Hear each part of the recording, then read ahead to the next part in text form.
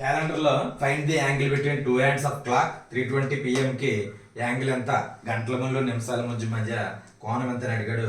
4:30 PM కి మధ్య angle ఎంత, 1:20 PM కి యాంగిల్ ఎంత అని చెప్పి అడిగాడు.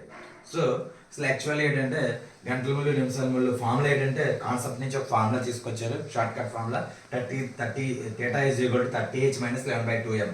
హెచ్ అంటే అవర్స్ 4, ఎం అంటే 30, ఇక్కడ హెచ్ అంటే 3, ఎం అంటే 20, ఇక్కడ హెచ్ అంటే 1, ఎం అంటే 20. ఈ విధంగా ఫార్ములా వేసుకుంటే ఓకే. అయితే కాన్సెప్ట్ నుంచి ఎలా వచ్చింది, ఫార్ములా గుర్తు లేకపోయినా ఈజీగా కాన్సెప్ట్తో చేసే మెథడ్ చెప్తాను. ఒక గడియారము క్లాక్ అంటే ఒక 360 డిగ్రీస్, క్లాక్ అంటే 360 డిగ్రీస్ తిరుగుతుంది. ఒక గంటల ముళ్ళు కంటిన్యూగా పూర్తిగా ఒక సర్కిల్ పూర్తి అవ్వాలంటే సర్కిల్ లాగా ఉంటుంది. ఒక సర్కిల్ పూర్తి అవ్వాలంటే 12 అవర్స్కి 360 డిగ్రీస్ పడుతుంది. సో 12 అవర్స్ 360 అంటే 1 అవర్కి 360/12 30 డిగ్రీస్, అంటే 1 అవర్కి 30 డిగ్రీస్. సో 1 అవర్ అంటే 60 మినిట్స్, 60 మినిట్స్ 30 డిగ్రీస్.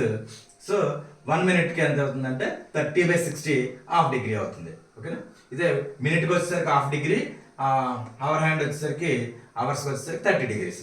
సో 3:20 అయినప్పుడు మనకి ఇమేజినరీ వేసుకోవాలి, డయాగ్రామ్ వేసుకోవాలి. ఇక్కడ 3, ఇక్కడ 4, అంతే కదా. 3:20 అంటే దీని అర్థం ఇదే కదా. సో ఈ రెండింటి మధ్య యాంగిల్ అంతా అడిగాడు అంతే. సో 3కి 4కి మధ్య ఎన్ని అవర్స్ వచ్చింది, 1 అవర్ వచ్చింది. ఇక్కడ 1 అవర్కి ఎన్ని డిగ్రీలు తిరుగుతుంది, 30 డిగ్రీస్ తిరిగింది. 30 డిగ్రీస్ ప్లస్ ఆర్ మైనస్ ఇక్కడ.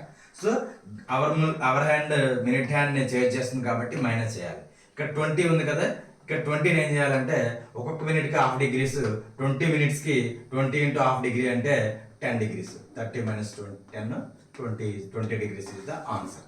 సో ఇక్కడ కూడా అలాగే 4:30 కదా, 4 ఇక్కడ 6 అంటే 2 అవర్స్ పట్టింది.